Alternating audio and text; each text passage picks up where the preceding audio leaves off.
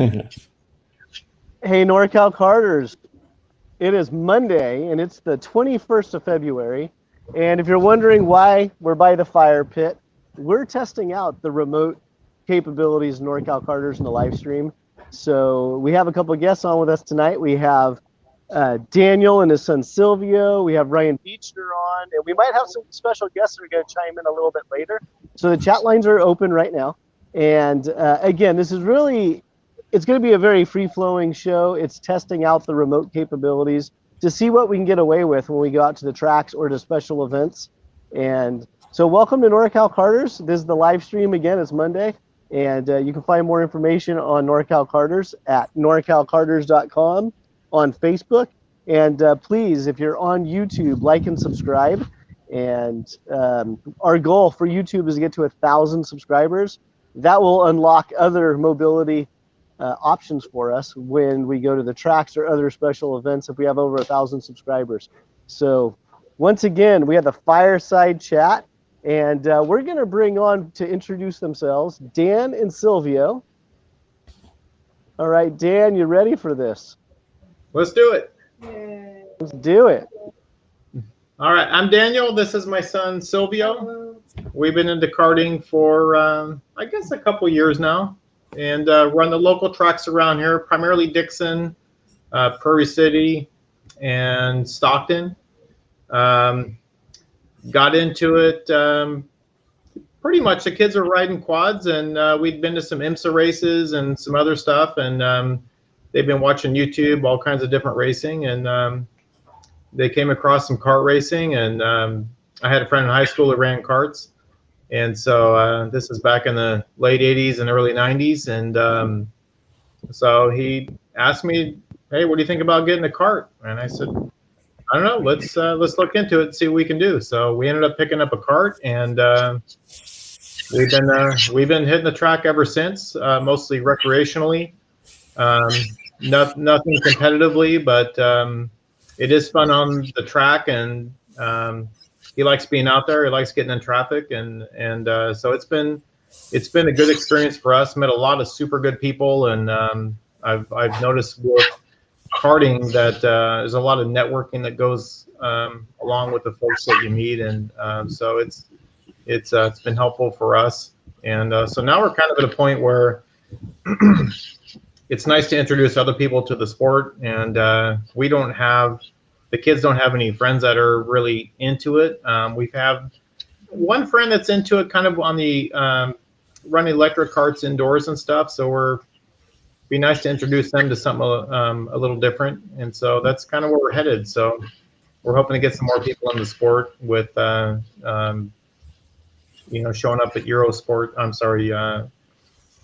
Sundays with the carts and stuff, and trying to get some more people to show up to that, just as kind of an introduction into it. So it's been great for us. It's been a lot of fun, and so that's where we're at right now. And then, so you mentioned your sons found karting, and then they showed interest. Do you remember how they actually found it? What sources? Yeah, Silvio was watching some stuff online, and it turned out that at Laguna Seca WeatherTech, they'd had some supercar races in there, and then that turned into watching some other guys just doing like some mods to their karts, and just buying beaters and modding them and doing things they shouldn't be doing with them. And so it kind of sparked his interest. We like taking things apart and seeing if we can make them go faster and stuff. And so he was on board. He was like, I want to try this. And so we looked at a few different karts, and ended up picking up a kart just blocks from your house, actually. And we've been hitting it ever since. Very cool. So we're going to get more into your background as well, as far as your karting background. Okay. But let's bring on our other guest, Ryan Beechner. Ryan, welcome to NorCal Karters. How's it going? Doing well. How are you? I'm good. I guess this is the part where I explain my background, what I do, all of that. Plug your business, your background, why you're in karting, why you're on the show. Yeah, all that good stuff. I'm in karting not because I want to be, but because I was effectively born into it. No, I work with Freem USA. I'm their U.S. distributor for all of karting and motorsport stuff. My introduction to karting was actually when I was 4 years old, when I got in through my dad. My dad actually wound up starting a kart shop that is still around today. I'm still involved with it as well. We do a bunch of recreational stuff. That's Two Wild Karting. I've raced all over the place. I'm actually based down in Southern California, not NorCal like you guys, but I've done local, regional, national level stuff until we got kind of too busy with the race team stuff. I ran the team at a national level for about 3 years, 2014, 2015, 2016. We were fortunate enough to win SCUSA Supernats once, Pro Tour 2 years running, and Rotax Nationals. Got the chance to go to Worlds, do some of that with some of my drivers as well. But now my full-time thing is doing custom suits, shoes, gloves, all of the driving equipment, and some teamwear. And I also work with Ron White Racing and more recently GFC, providing all of their suits and apparel stuff. So I like how you name drop 2 NorCal kart shops. I like that. Well, I mean, I guess I shouldn't leave out the other NorCal teams we work with. Alex Keys is down here now, but he was up in NorCal. And then Austin Elliott with Speed Sense as well. There you go. Perfect. And it looks like we have another guest that just signed in. We have Steve Cameron. Let's see how this is going to go, Steve. You ready to go? Hey. Good evening. How are you? Good. All right. Back from travel. So. Yeah. So if you're just joining us tonight, we're doing a fireside chat, and this we're really just trying to test out our capabilities for mobile and remote broadcasting. Mm-hmm. So our other guests just gave a little introduction to themselves on who they are, why they're in karting, why they're on the show. So why don't you do the same for us? Who's Steve Cameron? Why are you on the show? And what'd you do this past weekend? Actually, I stayed home. I stayed home and worked on the on our race team. So as you know, I promote the Rock Sonoma series, but my real job is running a race team in IMSA and SRO. So while Christian and his mum were in Florida racing the Rock Cup winter tour race, I stayed at home and worked and tried to get ready for our upcoming race. We actually leave on Wednesday to run the first round of the SRO series in GT4 at St. Pete. So Christian raced there in karts this weekend, and I'm going to race the GT4 cars there on this coming weekend. So, I guess the reason I'm on the show is obviously I'm passionate about karting. I've started karting in New Zealand when I was just a kid, and when came here and set up our race team. And then actually what got us into karting was when I started running Mamo in his first year in car racing. We joined up with Track Magic, so was crazy enough to set up a kart shop and become a Track Magic dealer, and have been doing it ever since. Very cool. Shout out to the Track Magic Owners Group. Yeah. All right. Thank you, Steve, for the quick introduction. I'm going to bring everybody up. Bear with me for a second here. So once again, we're just really trying to test this whole mobile live stream thing out. And I figured... You're looking crazy tonight. What the... Wow. Is that here? Or what is on tonight's episode of Doomsday Preppers? Yeah, I have my fire pit going. It looks like you got a possum on your head. This is one of my favorite beanies. Yeah. It's so warm and comfortable. A friend's mom made it for me like 20 years ago, and it's just... I thought you said it was a fireside show, not a comedy. So yeah. It's just, I think this hat is just, it's my personality all in one. Yeah, for sure. Yeah. Is that a hot mess? Yeah. So again, thanks for coming on tonight. We might have a couple of other guests chiming in a little bit later, but I definitely appreciate you guys signing in. And again, we're testing the remote capabilities here, but we're going to talk about karting. We're going to go all over the place with this thing. I don't know if you caught it earlier, Steve, when Daniel and Silvio did their introduction.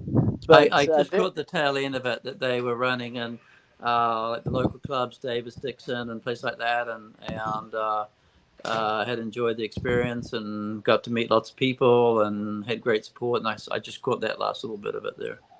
Yeah, so to me, they're the perfect recreational karters. Right. They do it for the recreation of karting. They're not under a big tent. They're not traveling around to the big series. They support their local tracks and they just go drive. And then since we're talking about them, we'll bring them up as well. But let's see. If you're wondering why I'm scrolling around my screen, it's again, I'm doing everything on my cell phone, believe it or not. I love this technology stuff. So I'll bring them up, but where Dan really caught my interest and why I really wanted him to kind of share a story on NorCal Karters. He's been doing these cars and coffee thing, these events, and he brings his cart out there. Him and his son go out there. They network with everybody, and he's been telling me just like how exciting it's been, how many people come up to him at each one of these events. But without me telling the whole story, let's have Dan and Silvio talk about it. Yeah, so what we've been doing is we tried this last year without much success last year.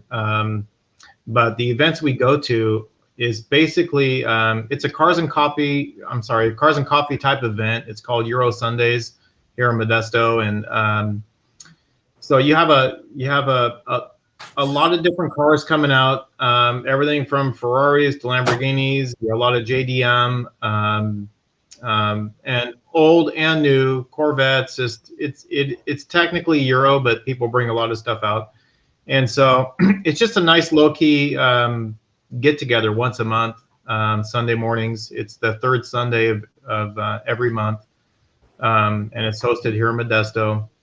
And so we started bringing our carts out. We had one guy bring his cart out and stuff. And so we got a pretty decent response when we first tried it. This year, we started going on Facebook, advertising a little more. And so this last round that we went through, which was last Sunday, there was probably 100 cars out there, roughly, maybe a little better than that. And like I say, everything you can imagine out there, from Porsches, old and new, to Ferraris, Lamborghinis, Skylines, all these different cars. And what was interesting about it is I had some other karters show up, and right at the entrance of where it was hosted at is where they parked at. And so we had our carts right there when everybody came in. And so we had a lot of foot traffic coming by. It was really surprising. A lot of the drivers that have these really high-end cars had previously been in karting at different levels, some recreationally, some were on teams, some have raced overseas and stuff. And so a lot of questions, a lot of pictures, a lot of kids getting into the carts, just want to sit inside of them. And so they were kind of a magnet to a pretty good extent. It's nice when people are walking by and they're like, whoa, this is different. And they stop by and, they have all these questions for you about your carts and about how you got into it. Where do they find carts for sale? And, where do they find parts? And where do we race at? And how fast do they go? And those are some of the typical questions. But it was a really neat experience. We'd like to grow it and get a bigger presence out there. And so I'm thinking this is a good opportunity to do it. People have been kind of holed up in their houses for the last couple of years, so they're coming out. There's a lot of people out there. There's plenty of coffee and donuts and pastries nearby, and it's just it's a really neat event to attend. And so I'm really hopeful that if we advertise sooner, I kind of did it last minute this time, but if we can get some more advertised a little sooner on Facebook, the other platforms, and get some more people out there, it'd be a really neat event. So I was happy the other guys showed up, and just a really decent turnout. So very, very, very fun. Definitely worth going to. Yeah, and Dan and I were talking about earlier off camera with I've done a couple of the cars and coffees here in Galt, and every time I go out there with a cart, there's always someone that walks up to me and says, "Oh yeah, I used to cart." Generally, it's usually in 1980 or 1990, and but it's just kind of interesting how something as simple as cars and coffee, there's that common bond, and there's so many racers that relate to karting, or just even cars enthusiasts in general. Yeah, there are. Ryan, We had okay. come up. Go ahead, Dan. Yeah, we had several come up to us, and which was kind of cool because you kind of, you go into it not knowing quite what to expect, and of course, every kid that walks by is like a magnet to it, and they want to come by and look at the carts, and they want to sit in them, but you have a lot of parents too that are like, how much do the carts cost, and where can I run them at, and is it hard to find parts for them, and so I think once they realize that you don't have to shell out a ton to get a decent cart and get on the track. And there is plenty of part support. And that's one of the first things we realized when we got our cart and got on the track. We're really fortunate. I think one of the first tracks we went to was Dixon, and we met Johnny Cope. He turned us on to some people and played follow the leader with my kid and knocked down his track time or his lap time and stuff. And then same thing at Stockton and Prairie City. So you end up meeting people, and we can share that information, and people can, they can, you don't have to necessarily go buy a brand new cart with a new Swift motor on it and the latest chassis and get the trailer and the electric lift and all that stuff. We don't have any of that stuff, and we have a blast when we do it. So it's something you can get into. It's not a high cost to get into it. It's a little bit to maintain, but it's when you get out there and hammer down on it, it's worth it. Perfect. And that's going to be a good segue into Ryan. So why don't you talk about Two Wild Karting? And I know you can fill up about 45 seconds for me while I refill my fire pit. But piggyback on what Dan just talked about, and talk about the direction of Two Wild Karting over the past couple of years. Yeah, so I think it was 2018-ish is kind of when we shuttered our national program stuff and just decided to focus on going back towards local stuff. We went back to, at that point, it was just LAKC, just Tri-C, which are the two larger clubs down here in Southern California. We did that for another 2 years or so. And I always felt like no matter what we did as a shop, I always had people trying to come in and get into the sport who, they're willing to pay for services. They're willing to go ahead and do it. But the issue we ran into was we were too busy going to races. And I would feel bad when somebody wants to go ahead and buy a cart from me and store it with me. But then when they say, okay, when can we take this out? It turns into we're going to this race on this day and this race on this day. And next thing you know, there's just no time, because between events we're prepping for the next event. And, it just became kind of a marathon.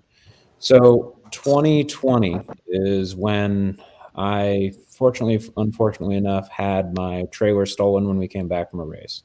Still had a bunch of customer carts in it, still had all my tools, spare parts, everything. And pretty much overnight, I found out that the last 8 to 10 years of, hard work was gone, and all the insurance money was going to go to, paying back my customers.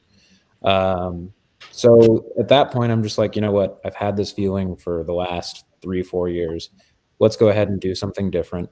There's got to be a market for this. So, last year was a little bit slow. This year has definitely picked up. Just the word of mouth and how our recreational stuff has grown has been kind of amazing just in this first year. Well, now we're going into our second year of it. But on any given Wednesday, we have between 5 and 15 different drivers we're bringing out. We store, transport, do the support for guys, because a lot of people down here just they want to be involved in karting because it brings them around like-minded individuals. It's good networking. It's we're all race fans, whether that's Formula One or IndyCar, NASCAR, whatever it is. You're not going to a sports bar and hanging out with buddies and watching racing. Really, that's more football, baseball, basketball, all the stick and ball sports.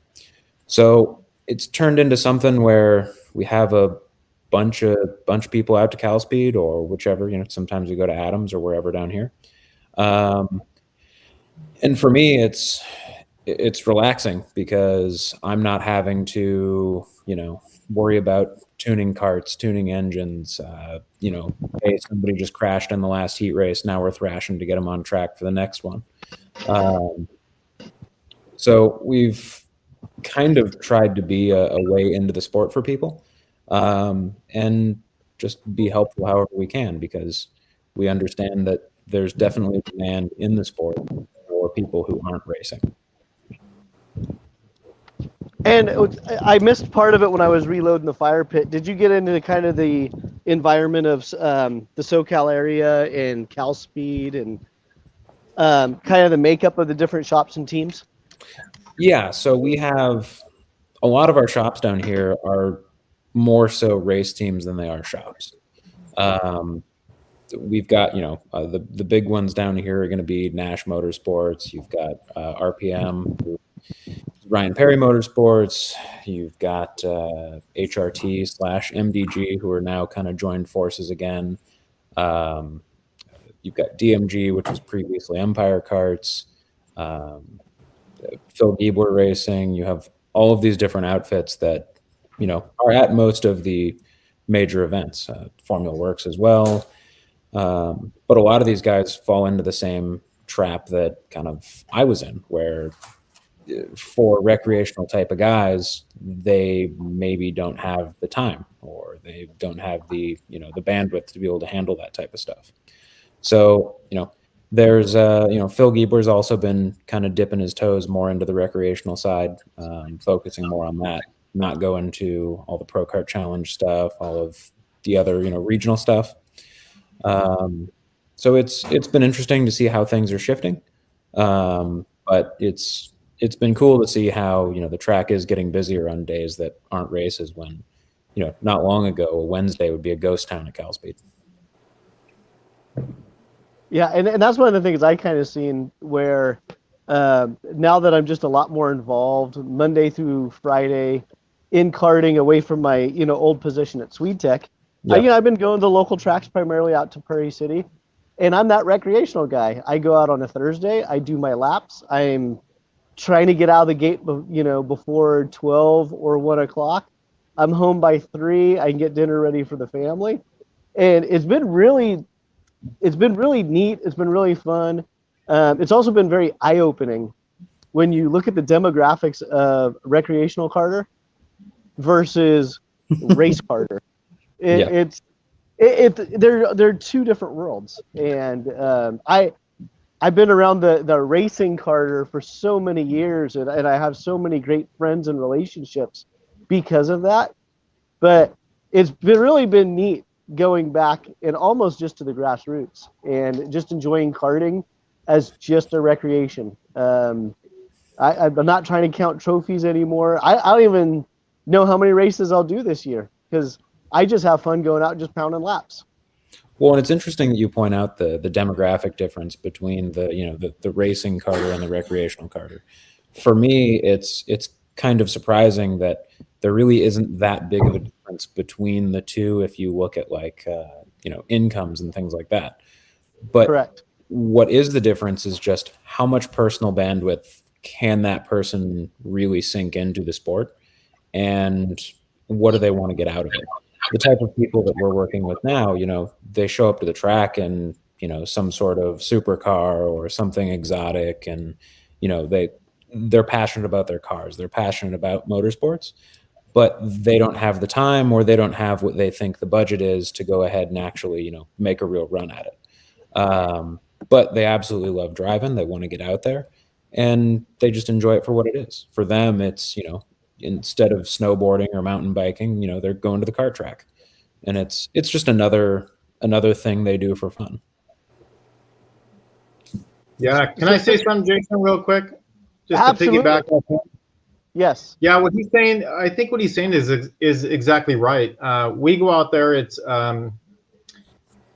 definitely more about the drive than anything else. You know, we're not chasing podiums or anything like that. We make little games. We'll do time attacks. We'll do follow the leader, etc. But the flip side of that is what he was talking about earlier is what is also kind of nice is all the off tracks stuff that we do because you know when you're polishing the car because we like our stuff pretty when you're working on stuff when you're swapping tires or changing a clutch or whatever you're doing you know they're learning to wrench on stuff, they're making connections between things, and so it's good mentally for them too because there's a lot of effort that goes into things off the track than just spinning your wheels on the track, and so that's important to know too, especially for a lot of moms and dads out there that are thinking about, do I even want to try this? Yeah, you can do it, and it's really kind of nice when you can spend that time on a weekend after you hammer some laps out and come home and, you know, we barbecue and stuff. The next day we'll clean everything up and adjust stuff if we have to, and, you know, start them in the driveway and annoy the neighbors and stuff. So it's a fun hobby. It really is. I don't want to say a hobby, but it is what it is. We really enjoy doing it. And, but you know, there's, to what Ryan was saying, there's some other sides of it that are also important for a family side. But I think what you just said touches on something, is that there's this divide between people who are racing and karting and people who are just having fun with it. I don't think there should be any shame in saying it's a hobby. It's the same thing like, you know, my hobby outside of racing or karting or whatever we're going to call this. I mean, granted, it's one of my businesses, but, you know, I also do a lot of road cycling, but I'm not hoping to make a career out of it. Like it's a hobby, and there's nothing wrong with that. And I feel like there's this weird complex within karting that it's like nobody wants to admit that they're not the second coming of Lewis Hamilton. Yeah, that's true. I generally tell people when I'm on the track, the safest place is probably in the pits. So I'm not the best driver at it. My kid tears me up every time, but it's good memories, and it's a lot of fun to be out there and stuff. So it also sounds like you work with a lot younger group than I do. And the thing that I've noticed with my group that's funny is that the people that I'm working with for the most part are people who it's the exact age where we see a fall off in competition karting. Competition karting, you see, you know, a ton of 16-year-olds, 17-year-olds, 18-year-olds, and then as soon as the kid goes to college, all of a sudden karting stops. I have a bunch of people who are, you know, college, graduate school. I've got, you know, people who own their own businesses and just want to, you know, use karting as a way to get away from their family and get away from their kids. So it's, you know, there really is something for everybody. And it doesn't matter if you know, if you do want to learn to work on stuff or you don't want to learn to work on stuff. I mean, I'm happy teaching anybody how to do anything they want to do. I mean, I just look at it as my space within karts is that, you know, I want to just kind of be somebody's guide to it and show them how to go ahead and enjoy it for whatever it is they want to do. You know, if somebody wants to go racing, you know, referring them to somebody like, you know, Steve or any of the teams we work with down here is realistically the best thing I can do for them if that's their ambition. But if I go ahead and refer somebody to a shop that functions as a team and they really just want to go ahead and get out and have fun with their family or bring some friends out to the track, you know, that doesn't really help them. Yeah, understood. We've looked at, I mean, the cost to really, and the time too, to really get to a competitive level is, I don't think something a lot of families can withstand. And so it's, but we've met the flip side. We've met a couple of families who have gone all in and spent piles of money on the latest and greatest and trailer and new truck to pull it with. And then, you know, kids into it for 6 months and then everything's for sale. Yeah. You know, so No, I think there's a bit of misunderstanding even when it comes to the racing side of stuff. I think in the last, 10 to 15 years, the way that the racing side of things has evolved, teams are more teams 15 years ago were more of shops. And, teams weren't charging people for pit space and tuning and all that stuff. And I think now things have changed to where, the shops are now teams. And there's a lot of people who I think, for yourself and your son, if you're mechanically savvy and you're interested in what you're doing, I think you guys could go to a race and really, do just fine, be competitive. And, it might take some effort and some time, but that drive, that ambition, the ability to go ahead and think through problems is really what it takes to begin to excel in any sort of competitive field. But I think we've gone ahead as the racing side of the sport and made things look so much more expensive than they actually have to be, with fancy tents and data acquisition and stuff like that. So I can give you some insight onto how it impacts the series, if that helps. Sure. Absolutely. So karting has, so we're in a quandary a little bit. So we're a regional series. So in my mind, we're the sort of series that you want the local guys to run at. You want the teams to stay here. And actually some of the teams, like the big teams, Ron White, Gary, and those guys, they've realized that the big travel thing doesn't actually help them that much in business. It costs them so much money. Like Ron White now, he can survive just pretty much by running our series, by running test days. We're in a little bit of a difficult situation at Sonoma because we don't get to control the track. So, there's a lot less open test days than we used to have, which is a problem. Hopefully we'll get that resolved. But, the teams like Ron, we run once a month, which I feel is kind of do 8 races, which I think is, doable for most people. You can go test in between. And so the teams can actually, like Ron has 15, 20 people at one of our events, from kids to 60-year-old guys running shifter carts. So, it builds a good opportunity for him to get a core group of people that want to race. The thing that's changed a lot in racing, because again, it is racing. And racing used to be a combination of recreational drivers and guys who aspire to be race drivers, or whatever you want to call it. So, and even when I started and when I was first here running at Sonoma, there was a lot more father and son teams, or father and daughter, mother and son, whatever it was. They would go out, buy their own cart, they'd bring the pickup truck to the track, and they'd run, and they would have a great time, and everything would they would whether it was for their kid or even like guys would buy their own cart, middle-aged guys, like you say, that have finished college now, they want to go and have some fun, so they buy a go-kart, they put it in the back of the truck, and they come to the race on the weekend. So we used to, in the probably maybe 7-8 years ago, that was the bulk of our races were people like that. What happened is, as the teams came in, and as you say, the level of competition became tougher. There was more tuning, more data, and all of a sudden, the guys that were there just having fun, it wasn't as much fun anymore, because you're not going to win, basically.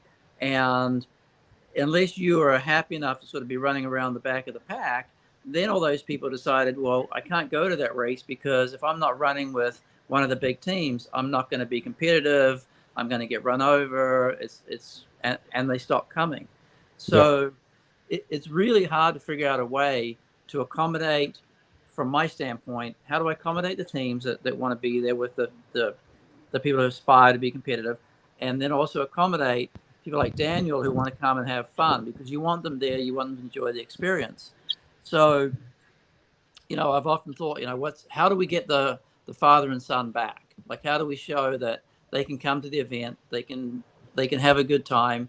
They may not win, but it's not necessarily about winning. It's about learning. It's about driving. It's about the experience of the day. So, one of the things I thought about last year is do we set up an area in our paddock where you try to accommodate those people, put everybody in that one location, and they can get to know each other, they can barbecue, they can hang out, and maybe whether it's us or we try to put maybe like I thought about maybe hiring a technical advisor that can be there at our expense and help those people. Like say, hey, if you're having a problem, this is the tire pressure you should be running. If you're having a problem with the carburetor, try this jetting. Because that's a lot of the people are fearful that they think the cars are too complicated. They can't figure out how to run them, tune them, whatever. And as you said, it's not rocket science. Honestly, it's not. Yeah. I mean, you have a good car, and you just put the right gear on it, and you run it properly. It's gonna do okay. So we have the same issue. Like, how do we attract those people back? You need them because if you're looking like everybody, you're trying to have decent numbers to make it a good experience for everybody. So I've sort of been open to try and get feedback from people on how do we get that group back. The other problem that you run into is, and particularly now in the I think COVID related times, and you are sort of on that subject, Ryan, is that the teams can only handle so many drivers. I mean, they get maxed out. If they've got 5, 6, 10 drivers under their tent, they can't find mechanics. They can't find data support. They can't take care of those people. So as a series, it's great to have teams there, but they have a limited capacity. So to build our series and make our series strong, we either have to find more teams because, otherwise you're capped at whatever it is, if it's 80 or 100 races, that's you're stuck because you've got no other way to service any more people. So from my perspective, there's two ways to keep the series growing. You either have to get more teams in, and locally, I think we already have most of the teams coming to the race. And Absolutely. As you said, it's not financially viable for teams to travel to a regional series. So again, it comes back to the same thing. The most important thing for us is to find a way to accommodate the recreational karters or the people that want to take care of the kart themselves, and find a way to make that experience good for them, either by being competitive or getting support or having other people that they can enjoy the day with. And like, it's not necessarily about maybe the on-track experience, but maybe the off-track experience. So I think, Jason, you and I have had that conversation, but it's something for sure, going into the season that's probably the most pressing question or situation that I feel we need to address. As a promoter, that's probably the most important thing. That if we can find a way to make that or improve that situation, then the series will be stronger and will attract more people to the karting world. Because again, we're limiting, like you say, you go to that coffee and donuts event, you get a lot of people who have interest, but then how do you actually get them involved? How do they buy the kart? How do they feel they can go to the track? How can they actually then fulfill that desire to get on track? And right now it's very, very hard to do. If I can respond to that, I think there's a couple things. Just we kind of have 3 different representatives from different kind of ends of the call it the flow chart of karting. You have Dan, who's dealing with people in their first steps into the sport, when maybe they want to do this recreationally, maybe they have further aspirations. But I think right now where the sport struggles is the fact that there's not enough opportunity for people to get into karting at a recreational level, to be able to feel comfortable going up to a more competitive level. I think what you said about the people feel like they need to have a team, they feel like they need to do this stuff. When I got into karting, all these teams were just shops that happened to be helping customers. They weren't really running in an orchestrated, manner. And you had a lot of people who were racing out of the back of a pickup truck, father-son teams, stuff like that. But I think what we need to figure out is, how do you make those types of customers feel welcome? I mean, it's one thing to go ahead and say, the level of professionalism in local karting is great because it looks good, it's professional, it's going to attract a higher end clientele. But at the other end, you're also discouraging the more blue collar client who's going to show up and run and race with his pickup truck. So there needs to be some level of education between, that initial interest and deciding to go to a race where people can actually come to terms with what it is they're working on. I mean, there's so many people in the sport who you ask them, how do you bleed brakes? How does a clutch work? How does what is a clutch? Carburetor work? I mean, there's all these very basic things, like Steve said, none of this is rocket science, but we put everything in such a fancy wrapper that our customers assume it must be.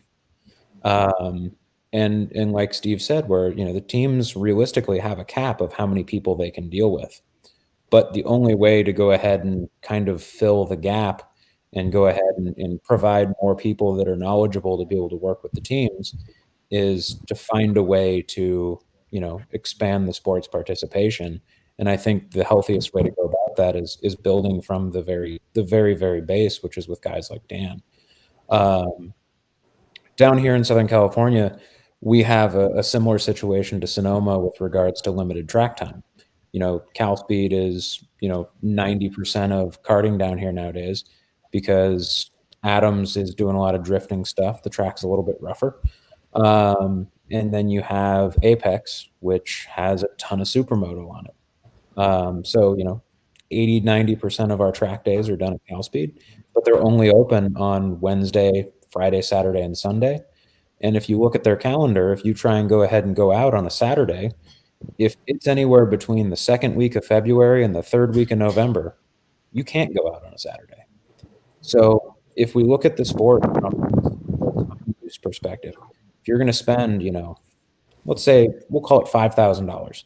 If you're going to spend $5,000 on either a go-kart or you're going to spend $5,000 on a mountain bike or a jet ski, what are you going to go ahead and get the most ability to use? Is it a go-kart that you have to go ahead and drive an hour, 2 hours to get to a track, and you can only go out, on Sundays, which Sundays are rough for a lot of people who have responsibilities on Monday.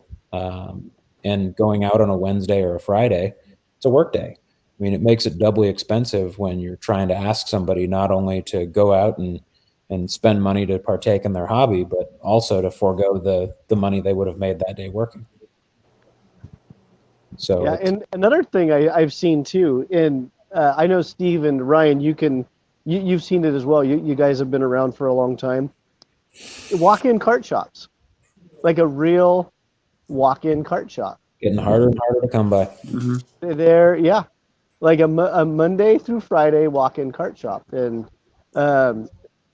it's difficult when the guy that just picks up a brand new to him, it doesn't matter what it is, a used cart, calls that local kart shop, and they're either appointment only, they're out of town doing race support, etc. It makes it very hard for that recreational guy to like, well, where do I go? And then you say, well, why isn't there more kart shops that are open? Well, and that I think is somewhat of a self-fulfilling prophecy. And we used to have more walk-in kart shops. Yeah. But now Ron can go ahead and exist solely on his calendar alone. He has enough drivers. He has enough demand. The practice days in between. As a business, you go ahead and look at it and say, my overhead is X amount. So this is the nut I've got to crack every single month. And if I go ahead and know that I'm going to have 10 drivers going to 8 races a year, that's 80 invoices. I know I'm going to charge them X amount for pit support, tires, fuel, maybe a mechanic, and some transport while we're at it. That becomes the sane way to run your business. Whereas, it's the sane way, but it might not be the long-term smartest way, because when you're busy doing that, you forego the ability to go ahead and grow the business organically outside of that box of those races. So I think a lot of that kind of mom and pop type of kart shop disappeared because a lot of those people's customers went online. I think Absolutely. what also impacted that was internet, because if you had, honestly, like, if you know, we had essentially a walk-in kart shop at Sonoma, and Mhm. I shut it down. I mean, it just became Doesn't make financially, sense. it wasn't viable, because you either you had to carry enough inventory so somebody could walk in and buy something, but then you're all of a sudden, you're competing against Fast Tech and all the online guys who Acceleration. are working at, and a lot of the online guys, they work out of the garage, they've got no overhead, they're selling Hey, that's chassis, me. engines, parts, what's that? Somebody like That's Jason me. at a No, discount Jason's the eBay price. bottom feed. Yeah, and so that, in some regard, that's kind of the way of the world, Exhibit right? A. It's Amazon has taken over the karting shops. I think the last karting shop that, and I was Donald Durbin when he had Cambrian in San Jose, which was a walk-in, but it wasn't just cars. They had bikes and scooters and things like that. But Yeah. and I don't know if they still even have that shop at San Jose. I don't think so, right? He's Not probably in San Jose. They he's still got his shop moved it out at the to track. Rancho Cordova. Right, at Prairie City, right? So Correct. that's pretty the only walk-in kart shop. I don't know about who else is around. I mean, I don't know if anybody else is around with actually a shop, at least in Northern California, that I'm aware of. So, No, I think this might be a good segue to somebody else who Jason said may be coming on, but I think that what Steve said about this is kind of the way of the world. It's the Amazonification, and how are other industries adapting to this, and is karting doing it? And are we holding up our end of the bargain? Where now you look at the way e-commerce has evolved, you have more digital content, but other industries, typically the manufacturers, are going ahead and sponsoring digital content and helping educate people and doing stuff like that. But largely in karting, the manufacturers don't do anything other than provide equipment and maybe go ahead and put money towards running a series to make sure that their equipment has make sure their horse has a track. But for the most part, there's not a lot of karting content being produced in the US that's relevant to the people who are trying to get into it. I mean, I think Jason, I mean, in the fact we're having this conversation, with NorCal Karters, I think is an excellent step forward. But at the same point, it's also a risky proposition for somebody to say, I'm going to make a full-time YouTube channel devoted to making karting accessible. Well, how in the fuck are you going to pay for that? Yeah. I think, one of the things that happens, and like in our series, right? We're doing live streaming and what have you to try and promote it, try and help bring value to it. But probably the if you think about it again, like if you're getting into karting, your best value is not my series or any of the big series. Your best value is still going to be the kart club. It's Yes. Davis Kart Club, Dixon Kart Club, Prairie City, Stockton. So the problem seems to be that those tracks, they don't have the wherewithal. Again, I think the membership has diminished a little bit, but they somehow, if you're going to get new people in, for sure your best value as a new racer is to go to Dixon or Davis or whichever club it is, because you join up for $300 a year. You can go and test there for $10 a day or nothing or whatever it may be. It's so open. Cheap. It's open almost every day, except at Dixon when the no semi bugs come and chew you up. But there's no better value than joining one of those clubs, getting a membership, and you get a key to the gate. You can go in almost any day of the week and drive the kart track. And we've got 5 tracks in Northern California that operate like that. So we have nothing in Southern California like that. And so it's a huge resource. But the problem is, it's like anything. It's the politics, right? They all battle against each other. They don't work with each other very well. And for years, everybody said, okay, well, how do you get everyone to work together? Well, you can. You can't get them to work on schedules together. You've got KPX. There's another local series that goes to visit these tracks. Somehow, and Jason's probably the guy, because promoting the clubs and the value in the clubs to new racers is probably the best growth of the sport. And then if those people get in there at a club level, they don't spend all their budget is fairly small. They can have fun. The competition level is a little bit lower. and then if they want to continue on, then they can they can reach out to a regional race, or they can come to our race, or they can do whatever. But I think, I always, people think that we want to see the, as a series, that we'd like to see the clubs go away. And that's far from the truth, because I think without the clubs, you'll never get growth in the industry. So finding a way to support those clubs, whether it's through, they need to step up on their digital promotion or whatever it may be. That to me is probably the key for, getting new people into the sport. I mean, it's by far, it's affordable, it's fun. And, there's so many tracks, at least in our area, that it's never going to be more than an hour away from where you live. And yeah, and that's kind of an interesting thing that kind of Ryan hinted at. I had the advantage when I was at Sweet Tech.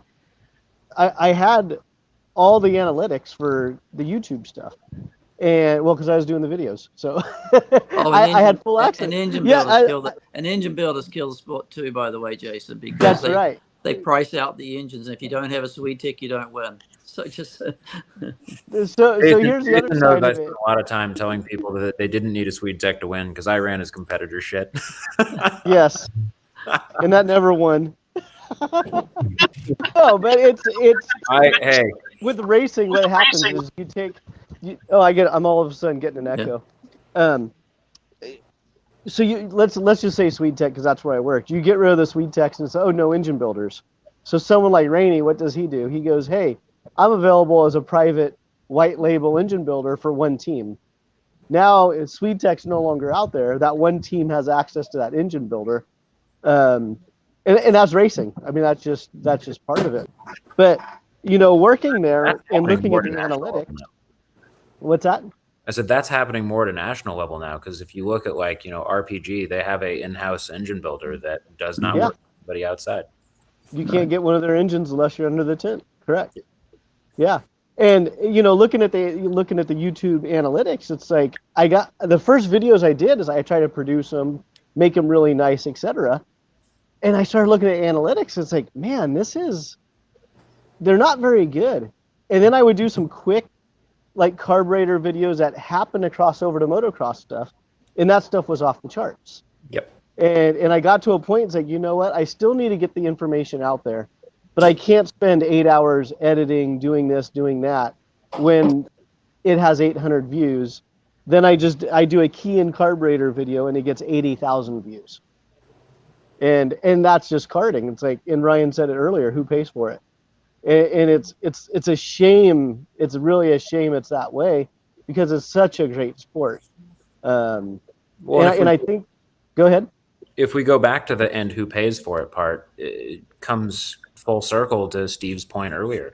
A lot of the teams, there's a shortage of people who can really support the growth of the industry just to work within the teams. The teams run out of mechanics. They run out of people who can do data. The hard part is what we pay mechanics, what we pay data guys, stuff like that it's side hustle money.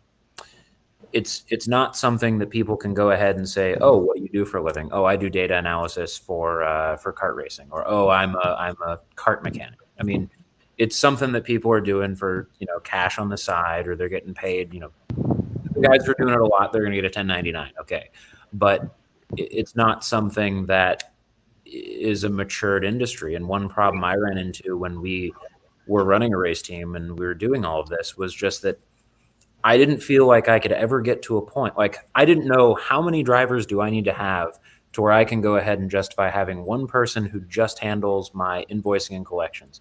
How many drivers do I need to get to where I have one person who just does data analysis? The business model doesn't scale because it takes so much effort and so much blood, sweat, and tears to get it to a point where it makes realistic money to pay one person. And I mean, we're in a very expensive state to live in. There's no doubt about that. But if we want these people to help grow the sport and to be able to help grow these businesses, unfortunately, we have to find a way who pays for it. And if we go ahead and start charging, commensurate to what would do that, we're back to the beginning of the argument, which is we've started making this too expensive to attract new people. Yeah, which is a great reason why I had Daniel. Hey, Daniel, did we lose Silvio? Yeah, he's floating around here somewhere. Okay, because I wanted it. We haven't talked to him at all, and I know he was floating in the background. Well, let me snack him. Let me go snack him. I'm back. Yeah, go track him down. And I think it's important, you know, these recreational guys, like I take that responsibility. I should be highlighting those recreational guys, because I think promoting that recreational guy is the one that is going to say, hey, let's go to the track together, go drive my go-kart. Yeah, they're the ones that are helping bringing people in. And that's where I see a lot of growth, where, you know, within our recreational stuff, it's largely just come from, you know, meeting people at the track and then them calling their buddies and then bringing their buddy to the track. And then, you know, we throw them in a cart for a session. Don't charge them anything to go do one session.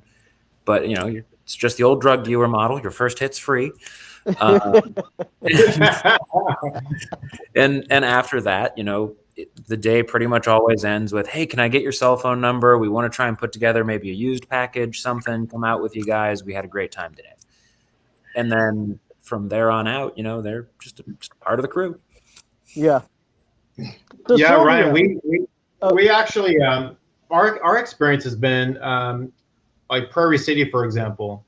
And while we were there, it was our first time there. To Donald's credit, he came out, gave the kart a whole look over, a couple suggestions he gave to us, got him on the grid and stuff, and ran some laps, but gave us a little technical stuff we could do with the kart. And so that whole experience was by far the best one we've ever had at a track.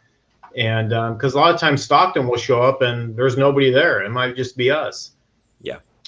There's been a few other occasions where there's other people and we'll exchange numbers and stuff. You know, if you want to hit some laps, you know, give me a text, I'll meet you. Same thing at Dixon. Johnny Cope's super good at Dixon. He was helpful. He did the same thing Donald did, came out and gave it a look over and had a couple of suggestions also and stuff. So, you know, new being into the sport, it kind of enticed us, like, okay, these people, you know, at least they care about what we're doing. They met us they actually came to our pit and before we even got the kart unloaded and stuff. And so that was super good for us because I was new to it also and I didn't know what to expect. And at the time we only had his kart. And so that really kind of got the wheel spinning. And then as we met more people and learned, like, okay, I don't have to, you know, because like you guys were talking about earlier, there's no walk-in kart shop. And so how I met Jason was his online stuff. And then I met him, I met another guy, Dennis, in Riverbank. Then I met, you know, another guy. And so, you know, Stu down in, Stu Hayner or something like that, down in Stu at MDG. So, I see him. Yeah. And so I'll just call and talk to him. I mean, I'm not shy. I'll say, hey, this is what I'm working on. I got this problem. What do you think? And they walk me through stuff. And if I buy parts from them, I get parts from them, and stuff works. So it's been pretty good for us. So I don't have too many complaints going into it. Although the track days sometimes being closed sucks, but that just is what it is. We try to work around that, but anyhow, it's been great for us. This is our little driver here with Silvio. So Silvio, when you're in the kart, what's your favorite part about the kart?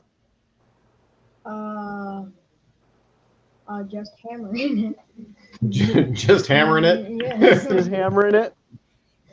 Well, it took him a little bit to figure out what the race line was, and we had a few people help him to knock his track times down, and you know, he likes the noise. He likes spinning it up. He runs a little two-stroke and likes the smell and all that stuff. So it was a little different experience for him getting in that, coming off of quads but he took to it pretty quick and stuff. And then he finally got in some traffic and did pretty good with that. Got banged up a little bit a couple times, but car was fine. He was okay. Nobody got hurt, and and so we went home and cleaned everything up and hit it again. So Silvio, how's a comparison from a quad to a kart for you?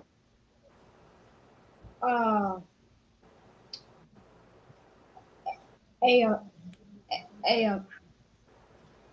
cart is inside it.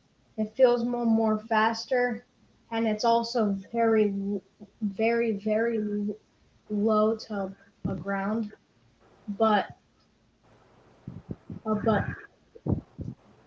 driving a quad, you're more higher, and it's made for off-road instead. Yeah, that's true. So you're That's running true.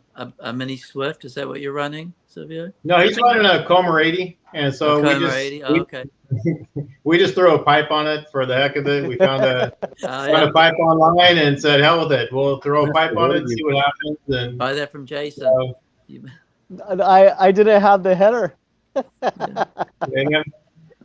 But you know what? It's I don't want to say he's super kind to it, but it's held together, has great compression, and it spins up just fine. So he runs pretty hard with it. So it makes it a lot of fun. They were good little motors. They're fun. They were fun. Like I think Christian, my son, I think the first kart he was running was a Coma. When we were running at Sonoma, he was in a Coma. So those were fun little motors. Yeah, I think any junior driver that's my age or older, I think they went through the Comer ranks. Mm-hmm. Oh, Ryan, you probably were on Comer stuff, right? No comment. I don't want to talk about You don't want to age yourself? I don't have nearly as fond of experience. So Ryan, were you racing or were you recreating? No, I was racing, and it was the worst parody out of any class. We would show up to an IKF race with 40 drivers, and I'll never forget a friend of mine blew up his motor, and then one of the more well-to-do drivers came over and gave him one of his backup engines. Next thing you know, we finish up qualifying, and come to find out, he wound up starting like third or second or something. Prior to that, he was maybe 20th. And at that point, I'm just like, this is just dumb. I wanted nothing to do with it. My favorite Cadet engine class was the 60cc shifters and the HPV, which is now known as the KPV. Those were the two I always look forward to. The Comer was the first one I wanted out of, and then I'll probably piss people off. I hated Yamahas. I'll never forget the first time I drove a Yamaha. I was probably 9 years old. I pulled into the pits, looked at my dad, and said, "Dad, it makes a lot of noise, but it's not going anywhere." So, yeah. Looks like Andy's chiming in. He said parody, not parody. Yeah. I wish somebody just made an eye hook that you could put right in the spark plug hole for any of those things. Oh my god. Sorry, I have PTSD from racing Comers, I guess. Well, that took a spin or the wrong turn. Yeah. Well, our experience has been good. He runs it hard. It hasn't grenaded yet, and the nice part is that grenades don't cost a whole lot to replace it. So no, and those engines, the only thing you're going to have fail is a clutch, and as long as you have the tool to put the springs back on the shoes, we do. Yeah. It's. I didn't at Ryan. I didn't at first though. And those things were a pain in the ass to get those springs on without the tool. Yeah. You mean you did it without it? I'm impressed. I did it without it. Yeah. You're better than I am. I Congratulations. didn't tell you the tool. I think I used if I remember right, God, I don't remember if I used a PVC. I used something to get it apart, and it wasn't fun, and it took a little bit.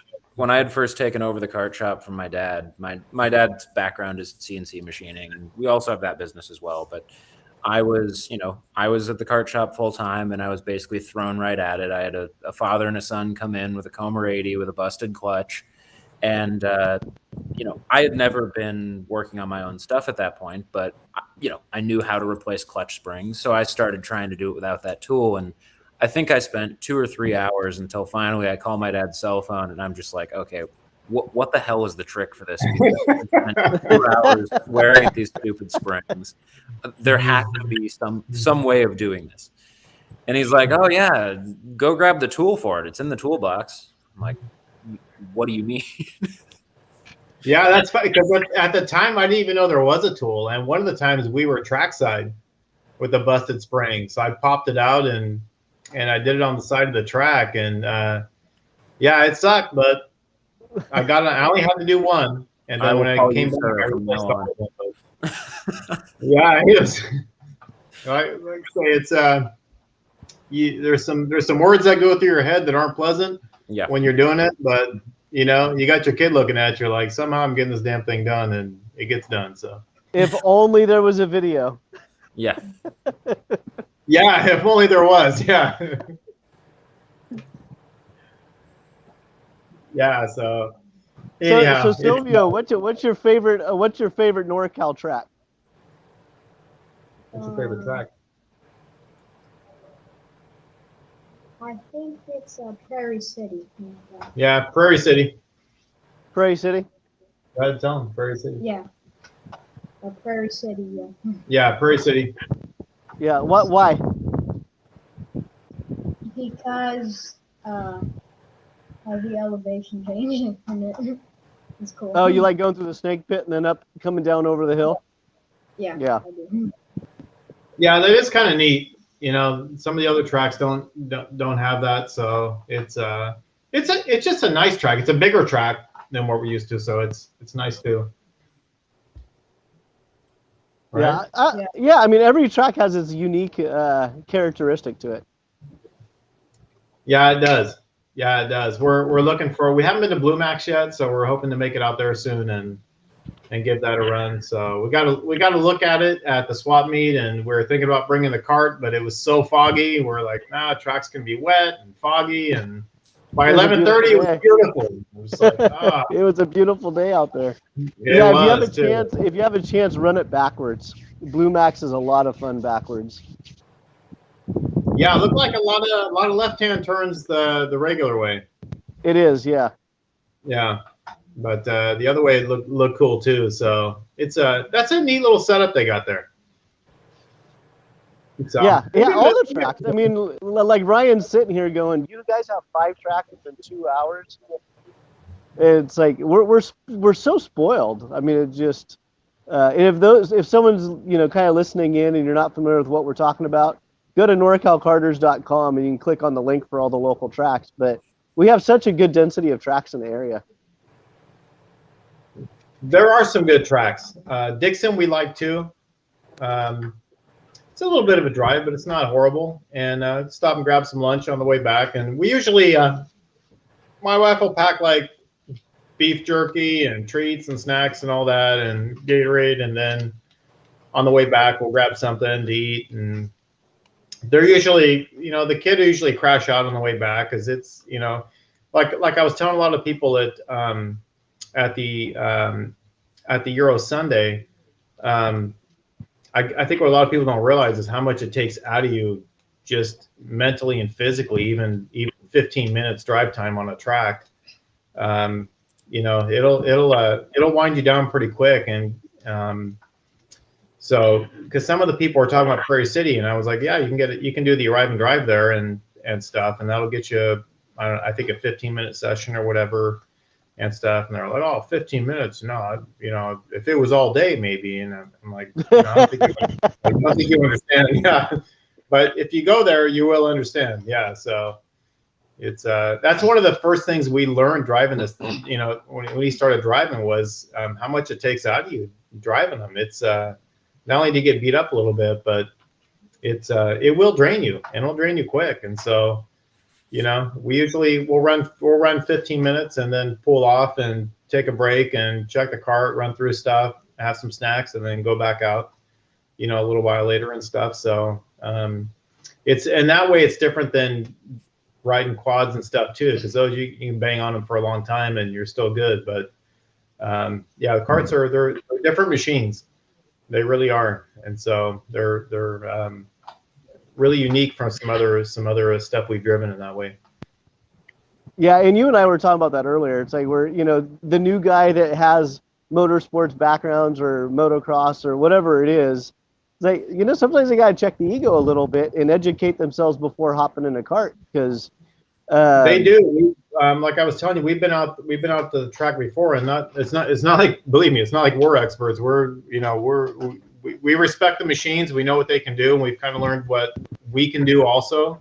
And then you try to push the limit a little bit, but we've been out there where there's, a guy will show up with a cart and like, oh, I just bought the shifter and I used to run this and dirt track and all these other, he's like, there's one guy we call the world champion, because it seemed like every story he told, he had a world championship that he had and stuff. And but they definitely get that invincibility just based on their background, I guess, where they're definitely Superman type syndrome, and they get on a track and they can hardly keep the thing on the ground or keep it straight, and it's hard to drive with those people on the track too. So we kind of we'll kind of let them do their thing, and then we'll go out.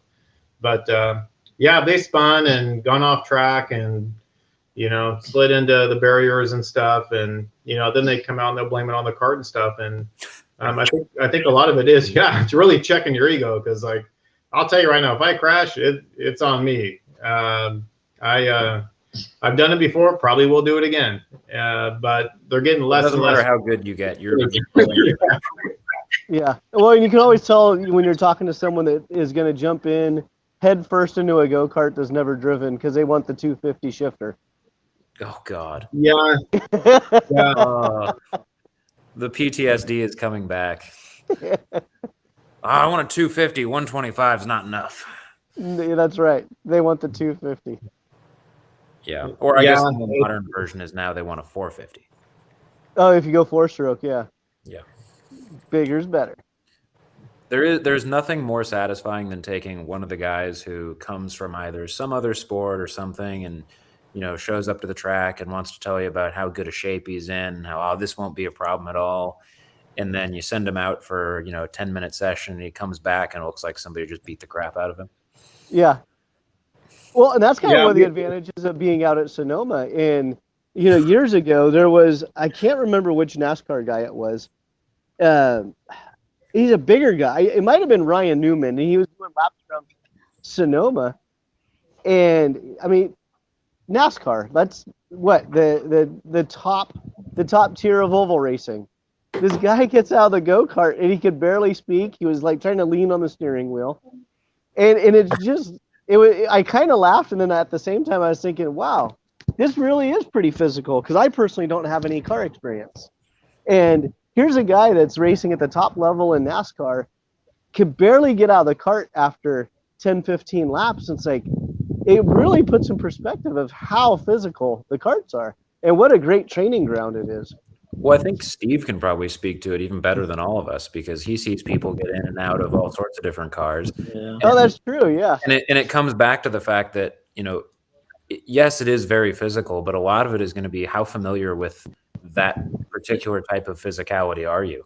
I mean, if you take somebody out of a kart and put them into a higher level formula car, watch them try and get on the brakes and see how stable they are. Or I mean, I get some pretty good perspective, because obviously we've run, karts for a long time, Atlantic cars, Daytona, sports cars, pretty much the gamut. And a lot of it's actually pretty interesting, because you can take a guy that's a great athlete, like a cyclist, whatever, and you put him in a go-kart, he's going to last 5 laps, done. I mean, but some of it is because mentally, like Dan says, it's draining mentally, but a lot of it's sort of a muscle memory thing, because what amazes me is you'll watch, let's say the junior kids in, in 125 junior or whatever, and, they got, their arms are this big, and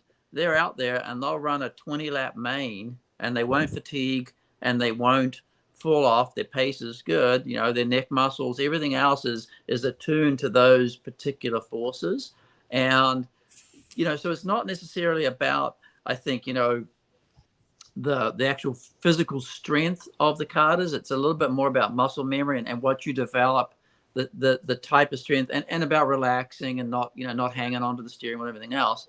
And same in race cars. I mean, you'll take, just recently, my nephew Dane runs, he drives sports prototypes. He drives DPI and IMSA, and he just got he's been running those for a few years, which are really high downforce, really high G race cars.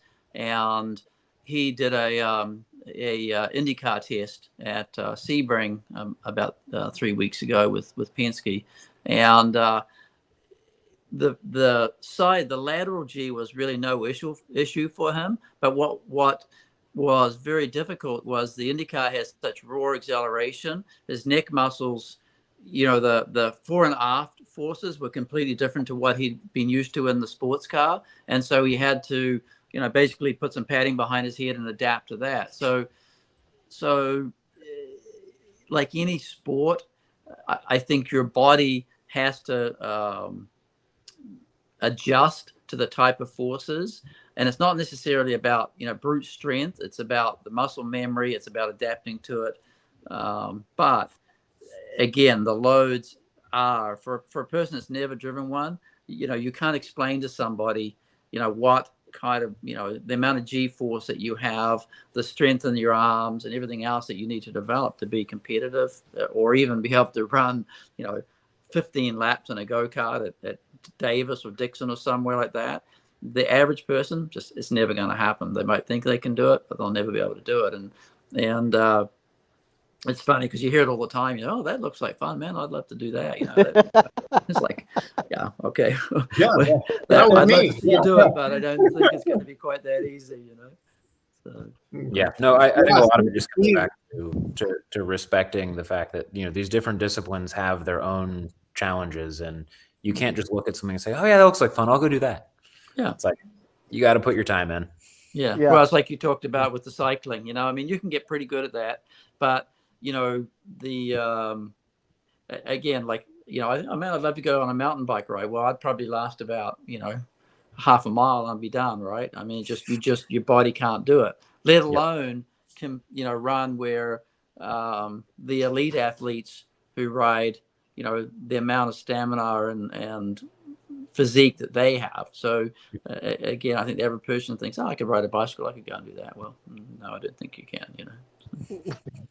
Well, Steve, since we have you up on the big screen right now, why don't you give us a little bit of primer for the season coming up? And we're going to get to a point where we're going to wrap up the show a little bit.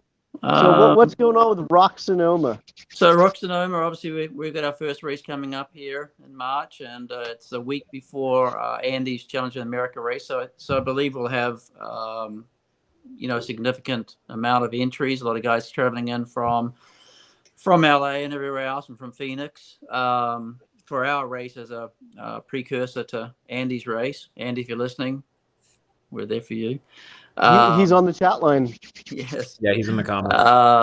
You know, probably the biggest thing, actually, and Andy, Andy will be listening, but, you know, I'm getting hammered pretty hard right now as to whether we're going to allow KAs in our series or not.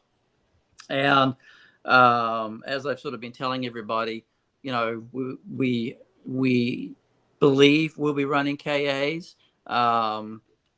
Andy is running KAs in this series, and we try to stay on the same rule package as Andy. And so our goal is to allow them. What I put out a little tweet tonight. You know, essentially, you know, we get a lot of support from Rock. They help sponsor our series, and you know, the Rock engine has been really, really competitive lately, particularly in Andy's series. You know, you don't need to run a KA to be competitive, but we also have a lot of people here locally that run the KA. So obviously for us, it would be great to have them involved. But, you know, we're waiting honestly for Rock Rock and Vortex just to give us a blessing that, okay, we can go ahead and allow the KAs to run. So I've told people that I'm sort of waiting for that blessing because, without the support of Rock and Vortex, it's incredibly expensive to run the series at Sonoma. What we pay for track fees, our ambulance fees, our track workers. So without sponsorship, and Rock is a big part of sponsorship, we would have to jack our entry fees up to an unaffordable rate. So what I said to people tonight is it would be great to see you here running the KA, but in all honesty, I would love you to go out there and buy a VLR and swap and support the VLR and support the people that are sponsoring our series. So that's a little aside to it, but it's something that I sort of feel, when you talk about the cost of racing, one of the things that's important to me is we have sponsors and we have people that help put our series on. And as I said, the cost of the racing at Sonoma is incredibly expensive. So, and we've kept our entry fees, I think, at the same price point now for like the last 7 years. And that's because we've got sponsors helping cover the cost. So just a little aside from me is, if people support our sponsors, that keeps their costs down and helps grow the series. I see Ashley. Ashley will be back doing our registration. I know she's excited for that. We'll have the same core group of people back helping manage the series. Bill will be back taking care of the day-to-day running of the series. There's been, and as with COVID right now, everywhere in the world there's a shortage of a lot of product, and one of the big shortages people are suffering through is tires. We run Michelin's on our IMSA program, and we run Pirelli's on our SRO program. We can't get tires. We got emails today from Michelin. Basically, we have an allotment of tires that we get for testing, which is basically like one set. So we've got no tires to go testing before Sebring or our next event at Sonoma for our race team. And we're a little bit in the same situation with the tires for Rock. Levanto, the tire, that, like everybody, they're struggling to get product out and shipped to the States. So our first race, I know Andy has tires for Challenging Americas at Phoenix. He has tires for Sonoma. We have tires for Sonoma. But one of the problems we've got is tires for testing. So I sell used tires. Yeah, used tires. That's where all the tires out in front of my race shop go. Is to you to sell. That's right. Yeah. So again, it's a challenge. I mean, we've got some challenges. So we're gonna, basically be forced into limiting the amount of tires everybody can get at that first race. I mean, we have enough essentially to give everybody the one set of tires they need for the race day. And like Andy is doing, and like we're going to do, people are going to need to bring and hang on to the used tires for the test days for practice, because there just is no inventory in the world right now. So that's one of the challenges we face with our series coming up here for the first race.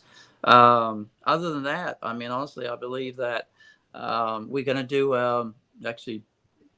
we are going to do our 2021 awards ceremony on the Saturday. So we have the track Saturday and Sunday, open practice on Saturday. We'll end Saturday probably just a little bit early, and then we're going to set up a presentation at, we have a shop at Sonoma, which is our Radical Race Car shop, and we're going to give away the 2021 Series Championship Awards, trophies, the photos and what have you that we do for everybody.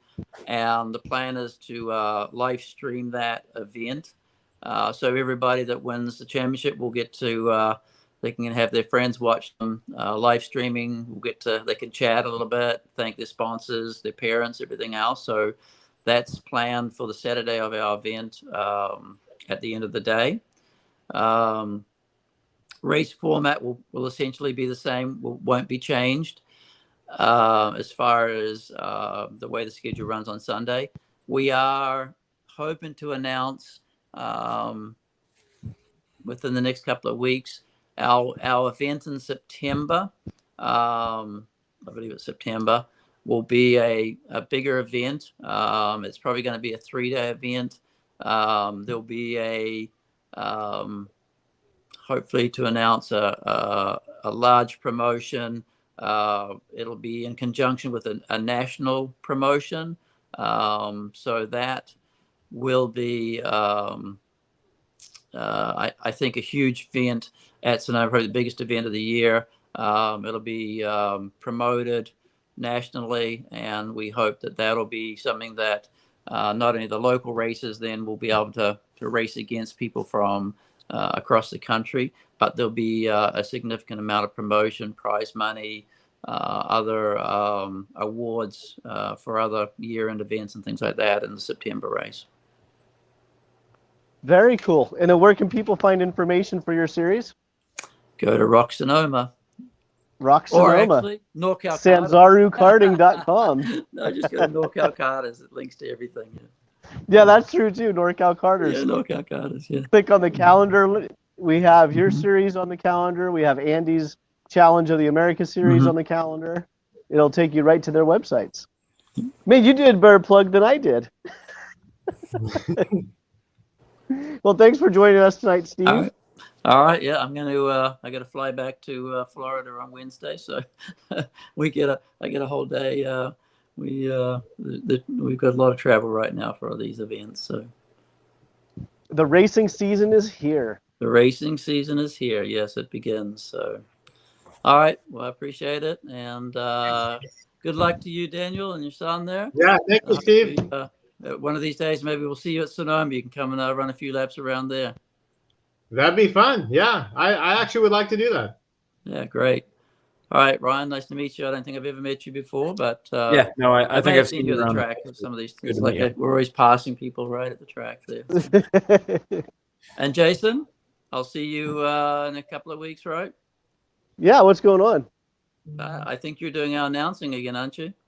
All right, that guy's awesome. Did I invite you back? Or not? I don't remember. Not in writing, you haven't. Oh, okay, yeah. All right. We'll see you on March 19th for the first race at Rock Sonoma. Well, you're also hosting. I don't think I told you, but we might as well do this live so you can't back out. But you'll be hosting the awards on Saturday evening as well. Do I have to shave? Well, I don't want you to wear that hat. Yeah. All right. All right. Thanks, Steve. Take care. Bye. No problem. All right. Next up, Ryan Beechner. Oh, great. 2 Wild Karting, Freem USA. Give us your final thoughts. Plug your company. Yeah. I guess is the part where I should. Well, real quick, what happened to the fire pit? It's currently over here. Okay. Mine's dwindled out, so we need to use yours. Away to try and stay out of shot. All right. Ryan Beechner, 2 Wild Karting / Freem USA, 2 separate entities. Yes. Go. So, yeah, if anybody is, I guess I haven't really spoken much about it at all, but if anybody's in the market for custom driving suits, shoes, gloves, team wear for any of the race teams, or, you just want to have totally overkill work uniforms, we're happy to help you out. My producer needs a polo shirt with NorCal Karters on it. We could definitely make that happen. Perfect. Just let me know what your sizes are. We can make something work. freemracing.us or Freem USA will get you to us. If you have any questions, info@freemracing.us will go straight to me. I'm usually pretty responsive. We're happy to go ahead and throw together designs to, answer whatever questions we can to help get you guys outfitted and, soon as possible with some good quality stuff. So if you're in NorCal and you're familiar with GFC Karting or Ron White Racing, Ryan Beechner is the supplier for both of those teams. Yep. So GFC more and more. I'm trying to work on the guys over at Track Magic, but I've, to be honest, had my hands full this year with between Magic on the East Coast. GFC's stuff has been blowing up. More team orders from them, and also just local SoCal stuff, plus a few different larger car teams in the works as well. So it's been something where we're growing steadily, and the snowball has finally started to roll down the mountain, and that momentum is finally starting to pay off. So Very cool. Well, thank you for joining us tonight. absolutely. And then we'll have. Go ahead. Oh, and happy to come back or whatever if you guys would like. Well, I appreciate you coming onto the show, knowing this was going to be a complete guinea pig experiment with the remote, mobile, etc. So I do appreciate that. Oh, I mean, it's just talking about stuff. It's a good time. So Perfect. Ryan Beechner, Freem USA. Good to meet you, Dan, as well. Take care, Ryan. Later, guys. See you, man. Thanks, Ryan. And Daniel, do we lose Silvio? Yeah, he's split. He's hungry. He's split. All right. Well, give yourself a plug. Talk about the Karts and Coffee, Euro Sunday. Hey, yeah, whether you're watching it live or it's a restream that you're watching, third Sunday of every month in Modesto.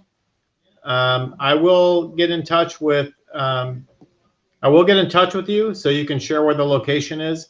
Traditionally, it's been in McHenry Village. That's changed. It was in Roseburg Square this last weekend, which is a really, really nice venue. It's kind of a boutique little strip mall, really pretty little area. And I'm hoping they keep it there. It just was a perfect location for it. But if you have carts, bring them. If you have kids or you just want to go walk around, if you have some interest in carts, you can see carts, and then you can see all the cars. There's everything from Ferraris, Lambos, Porsches, a lot of JDM, BMWs, some stuff heavily modified, some stock, everything in between. It's just a really nice time. 8 a.m. to 10:30. This last one went a little long. Everybody started splitting off around 11:30. So it's just a really nice time with family or your significant other. It's a good time to come out to. So we're hoping to draw some more support, bringing some more carts out there. We had a small group this last weekend, so we're hoping to grow that and get some more exposure, and hopefully get some more kids and some more folks on the track to keep some of these tracks alive, and so we have places to go run. That's right. That's a great plug for the local tracks. Yeah, we think so. Sylvia, what do you think? Yeah. He says yeah. Thumbs up halfway out of the screen. Hello. Silvio, thanks for joining tonight. Yay. All right. Yeah. Yay. Easy. All right. Well, I'm going to wrap up our show here. Daniel and Silvio, thank you for coming on and sharing your thoughts with again, as a perspective as a recreational karter. I think it's important we do highlight that, because all of us that are in karting at any level, we all got involved at some point. We all had a day one. Yeah, we sure did. It's been good for us. I think we just happened to hit it right and meet the right people at the right times, and it's been really good ever since. I don't think we've ever had a bad day at the track, and so we like that. Very cool. We want to keep it Well, running. I'll see you soon at one of the local NorCal tracks, and thank you for joining us tonight. All right, we'll see you. We'll see if the little guy can run you down, man. Absolutely. All right, Yeah, thank you, Jason. Thank you, Dan. All right, we'll talk to you later. Thanks, Silvio. Have a good night. See ya. Bye. And so I'm Jason. This is NorCal Karters. For more information, you can go to norcalkarters.com. And thank you for tuning in tonight. Again, it was a different show. Again, the whole idea was to test out the mobile capability here, and it was perfect timing because the fire pit is putting out heat, but the flames are gone. So that's a good time to sign off. We like to keep them around an hour. Tune in next week. Ashley's been working very hard in the background. We have NorCal Karting Mechanics show coming up next week, and it's actually been so popular that we're going to break it up into 2 or 3 shows. So tune in next week for our live stream on Monday for the NorCal Karting Mechanics Show. And also, if you're watching this on YouTube, please like and subscribe. Our push is for 1,000 subscribers so we can unlock more content and more options on YouTube when we go mobile. So that's the big push now. And again, just a lot of stuff happening here in 2022. And I'm trying to remember what Ashley's final thoughts are. She's listening and she's texting on the chat line. So Ashley, what are your normal final thoughts? I'm gonna give her a second to type. I think it's something like, if you want to be on our show, reach out to Ashley. Slide into the DM, whatever you kids say. But yeah, if you want to be on the show, if you have an idea for a show, send us your suggestions. And my usual closing thoughts on the live streams: if we all get one person in karting this year, we'll double by next year. So everybody, have a great evening, and thank you for tuning in.